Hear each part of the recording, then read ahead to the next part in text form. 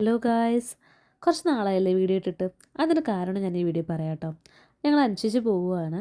അപ്പോൾ ചേച്ചി പോയതിൻ്റെ വീഡിയോ ആണിട്ടത്. ഈ വീഡിയോ എടുത്തിട്ട് കുറച്ച് കാലമായി, കാരണം ചേച്ചി പോയിട്ട് കുറച്ച് നാളായി കേട്ടോ. പക്ഷേ ഇടാനുള്ള സമയം എനിക്ക് ഇപ്പോഴാണ് കിട്ടി. കാരണം ചേച്ചി പോയപ്പോൾ ഞങ്ങളുടെ പണി അതുപോലെ ഇരട്ടിച്ചു. കാരണം ചേച്ചി ഉള്ളപ്പോൾ ചേച്ചി അത്രയും പണിയുണ്ടെന്ന് ഞങ്ങൾ അറിയിക്കില്ലായിരുന്നു.